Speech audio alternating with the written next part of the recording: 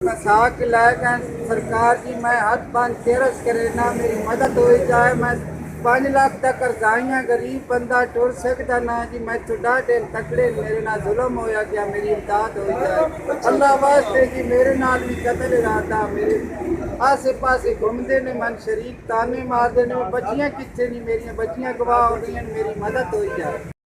बच्ची मेरी तो ला के अल्लाह वास्ते जी वजीर आलम आप मेरे हाथ बन के गल करना मदद हो जाए जी मेरी मस्कीन बंदा 9 सरबाज बंदे जी तो भाई 85,000 मेरा नाम ला गए बच्ची दे वो भी मेरा अल्लाह वास्ते बच्चियां ला गए सन बच्चियां चाहिए साडी की मदद हो जाए।